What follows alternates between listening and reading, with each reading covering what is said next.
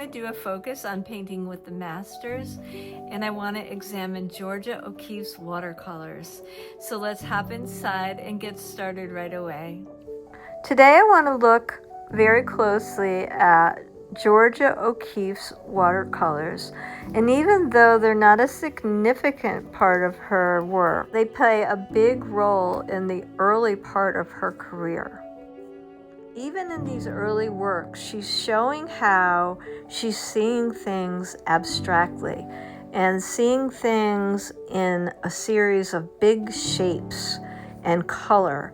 And so even back in these early days, before she gets into doing her flower paintings and the things she becomes very, very famous for, she's already seeing things in a different way than other painters of her time.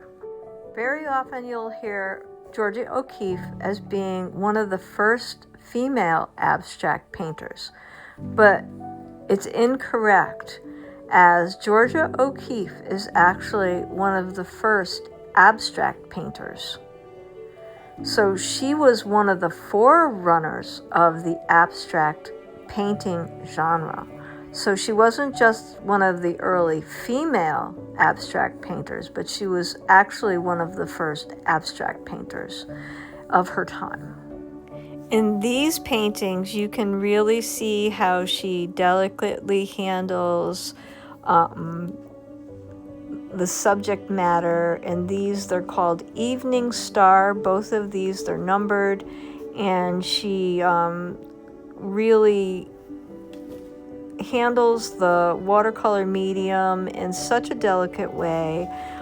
Here she is doing gradients in blue, and very often she just treats things as a series of shapes and color fields, and she leaves just like a little piece of white between the shapes, which is really kind of a signature for her. Just a very delicate light touch she has with the brushwork and the handling of the colors and the gradients that she's using. Just really masterful at watercolor. So the next two paintings, you can see how she really is good, even in this early phase of her career, at simplifying things down into basic shapes and abstracting the elements of a scene into basic shapes and basic colors. I just love this period. Both of these paintings were created, the first one, Starlit Night on the left, 1917, and Sunrise in Little Clouds was created in 1916. And I just love the colors in both. I mean, the colors in Sunrise and Little Clouds, just absolutely breathtaking. These next two paintings are both from 1917, and you can see, like, again, even though they contain more colors and they're much more complex, she's again broken things down into shapes and color. And so they're just very simplified, and she's working with abstraction really before abstraction existed. So she is going into a new genre that hasn't even yet been created.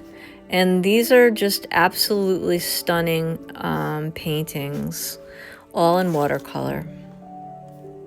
And she's just masterful. She's leaving like little bits of white around the shapes, kind of helping to define them. This is a series of flower paintings that she created in 1919 and 1920. Red cannas, and they're both, very similar paintings, but a year apart that she painted these. She also did a series of nudes, and they're done in monochrome, pretty much, and they are also very abstract. There's also an abstraction on the left that's called portrait. It's a complete abstraction. So even in the figurative work, she's more describing form than she is getting specific about details. So in my demo, I'm going to be doing a copy of Evening Star number 6, 1917. And it's a deceptively simple composition. And if you decide to do it, you just have to do a little planning ahead. She's very masterful at using the entire page. Her compositions are always really, really wonderful, and she uses the entire page. She's really good at using the negative space in a really wonderful way. And so you really have to kind of look at the painting. You learn so much when you're copying masterworks. So if you're looking at the work of a master painter, you're always going to learn something about color, about composition, about how they use their brushwork. And it's just a whole learning experience every time you do one of these copies.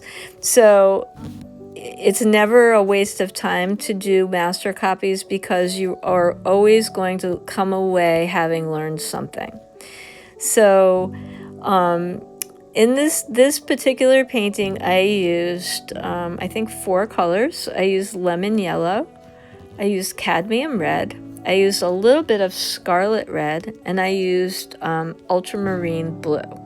So those are the 4 colors that I used when I was painting this. I did do, because these shapes are a little bit deceiving, I did a little light pencil sketch of some of the shapes before I started, because I wanted to make sure that I had them placed properly on the page. And I know that sounds probably, oh, but it's so simple, but you want to make sure that the bottom stripe of blue is in the right place. You want to really look at the shapes of the red around the yellow star, and you want to make sure that everything is where it's supposed to be, and there's going to be those white shapes around the other shapes, and everything has a place in this painting, so you want to make sure that you have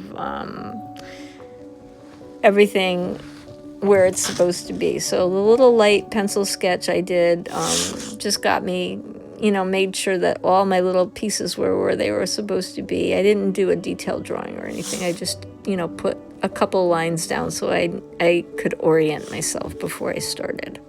Once I start painting, I just really kind of zone out and, get into the process, and I'm looking back and forth between this book, which I will link in the description box below. It's a good reference book. It's been in print for a long time, so you could either look for a used copy someplace like Thrift Books or another used bookseller that you like, or you can just go on Amazon and buy a brand new one if you'd like. It's not an expensive book. Just before the pandemic, I had the opportunity to go out to New Mexico to Ghost Ranch and Abiquiu, where Georgia O'Keeffe lived and painted for many years, and I was able to paint on the location and all the places that she used to go and paint, and it was a really wonderful experience. I had a really interesting museum job at the time, and so they were having a retrospective of her work, so I was able to go out ahead of time and paint on location at Ghost Ranch and visit her home in Abiquiu and at Ghost Ranch, and visit lots of the painting locations all around the area in Abiquiu. It was just so wonderful to be able to be immersed in that area and go to the White Place and Monastery Road and just the Chama River overlook and all kinds of places where she regularly painted, and it was just very, very interesting to actually see the various places and things that she painted, and I've always really loved her work, so it was a really amazing experience to be out there. If you ever have the opportunity to go to New Mexico and visit Abiquiu, it's definitely worth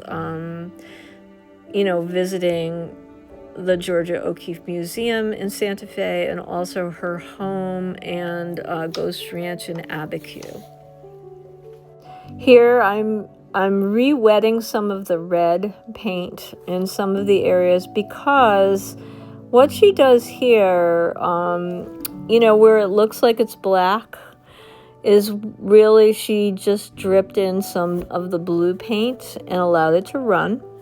So in some of those areas where she's got what looks like black paint, but it's not really black, it's just the blue paint that she's allowed to run wet into wet. And it might have been a happy accident at the time, but if we're recreating that, we're just going to drip a little bit into the red wet paint. I think some of it was a happy accident, but some of it was intentional.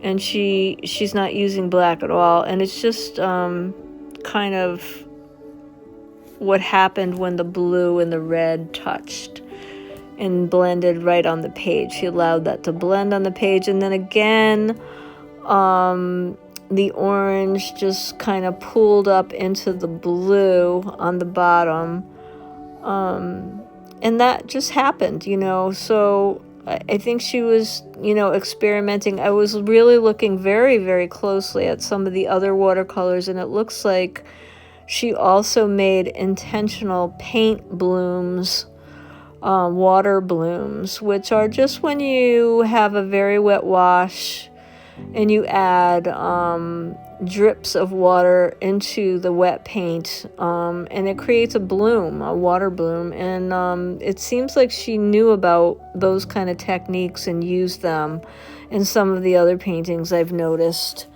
She definitely she knew a lot about watercolor, because I've been painting watercolors since I was a child, so I could tell that she was using some of these techniques and probably did quite a lot of watercolor at some point, because it looks like she had a very skilled hand. And I'm sure just because, probably there wasn't a lot of the kind of materials that we have now, that maybe a lot of her work didn't get, it probably didn't survive, is what I'm thinking. Because in some of these pictures you could really see a lot of yellowing, which tells me that it wasn't really high quality paper she was working on, so maybe not all of it survived. I'm not really sure. I've never read anything about it, but it seems like she wasn't possibly using the best quality paper at some point, because a lot of the work, some of it, when you look at it, you can see the crisp white edges, and some of it you look at it and the paper is completely yellowed, and the yellowed paper tells me that she probably had paper that was not 100% quality. It might have been partially like wood pulp paper and not rag paper or cotton paper, and so it yellowed, and maybe some of that paper disintegrated, and so those works may have been lost. Again, I'm just dripping the wet blue right into the wet red here. And I'm just going to let it spread a little bit and do its thing, because it's wet into wet, and it will just, push out and bloom there and do what it does. I'm just not going to even worry about it. I just kind of drop it into the wet paint and leave it. to do what it does. And it should just spread out and kind of sink into the paper. And you have to just kind of allow that to happen. There's really no way to control it. So this is how it came out, and I did another one for fun of Starlit Night. I hope you liked this video. If so, please like, share, and subscribe to my channel, as it does help the channel grow, and I do appreciate it so much. Thanks for being here, and please come again soon.